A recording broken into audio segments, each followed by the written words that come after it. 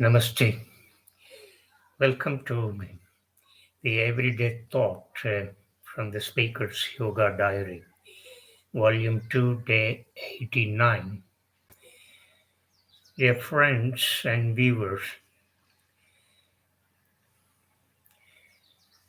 in the last 9 videos, we have been examining and learning what is being spiritual. In this video, number 89 and part 10 of being spiritual, let's examine the third most important virtue called truthfulness. In the last two videos, 87 and 88, the speaker has shown two cardinal virtues, namely simplicity and contentment. Now, here is the third most important virtue, truthfulness. These three virtues are very important and they spring from that state of awareness when you touch it in your daily living. What is truthfulness? In Sanskrit, it is identified as satya. But truthfulness does not mean not merely telling lies. That is there, of course, at one stage, at the bottom level of our living.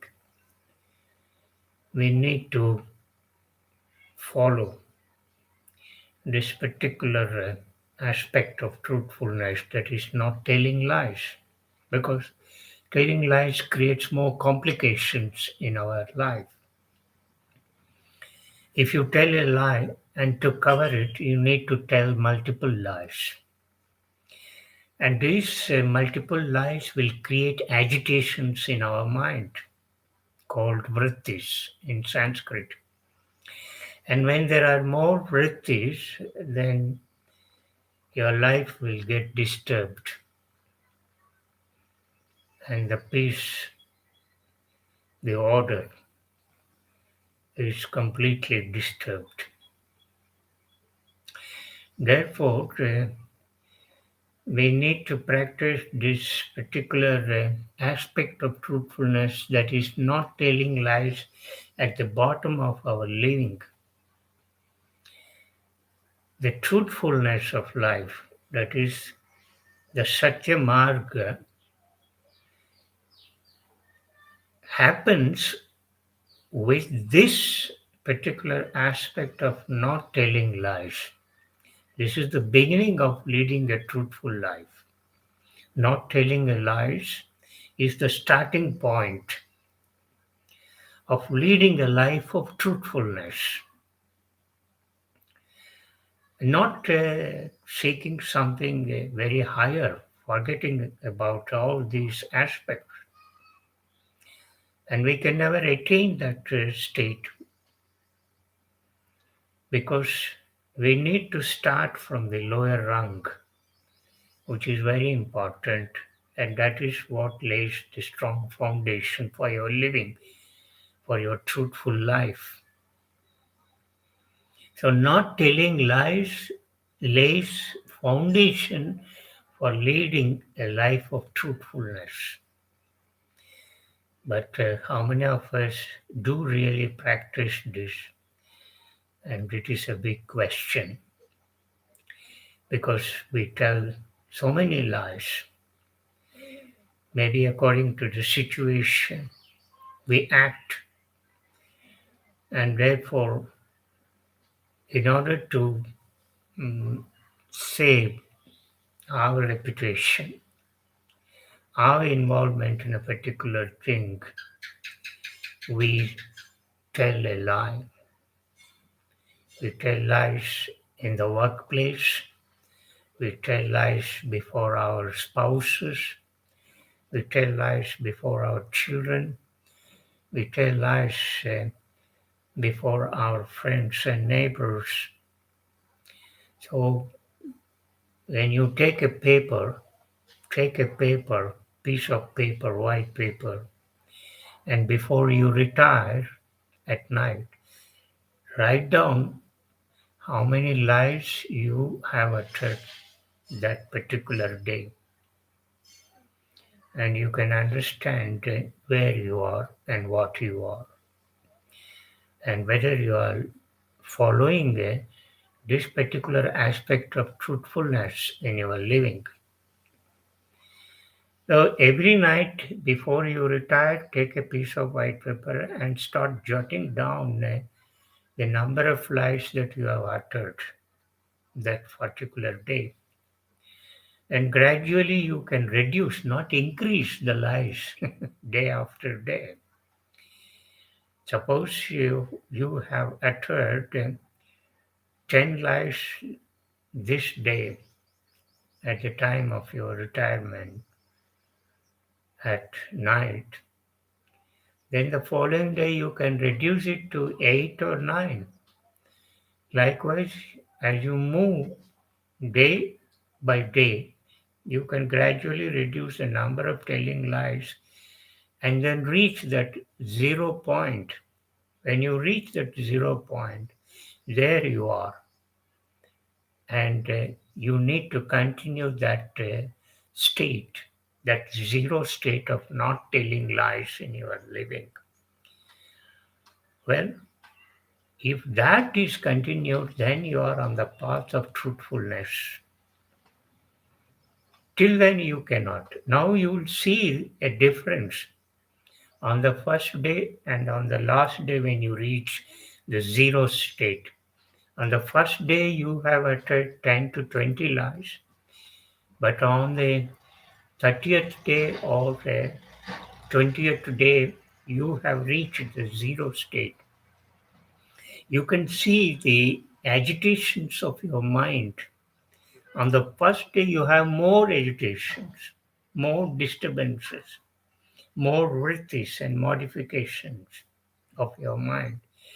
But as you reach the zero state, when you reach the zero state, then there are no mental agitations or disturbances.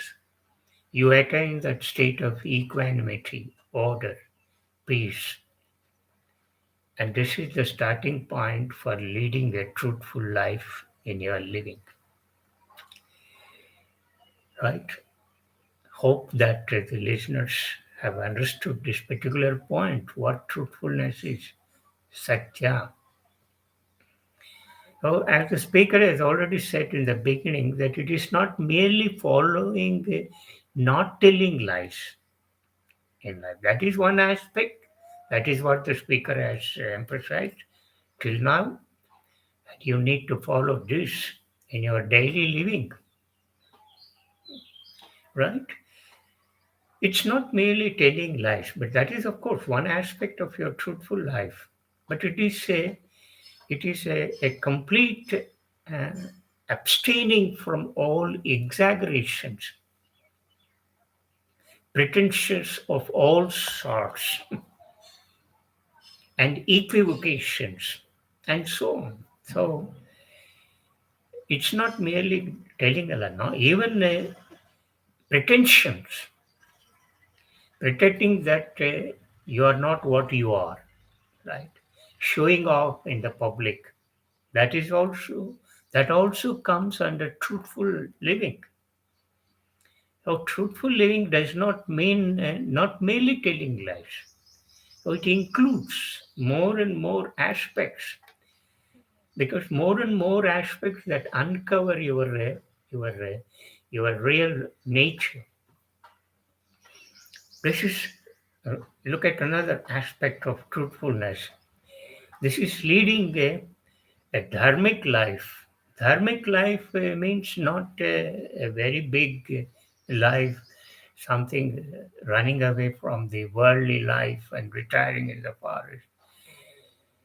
and doing some sadhana. No, that is not called dharmic life. Dharmic life is discharging your responsibilities and duties as a parent, as a father, as a mother, as a brother, as a sister, as a student, as a teacher, as a police officer, as a doctor, as a lawyer, in whatever profession you may be, right? So, if you're a doctor, what is your fundamental duty? Your fundamental duty is to serve the people, right? Give right prescription, diagnose the disease in a right way, not cheating the patients, right? And then that is your duty. That is the duty of a doctor, not escaping from that duty. Escaping from that duty is adharmic. Oh, dharmic aspect of life. This is another aspect of truthfulness. Dharmic life, leading a dharmic life. Earlier, the speaker has shown you not telling lies, right? And how to avoid telling lies. The speaker has also shown you the way, right? Right.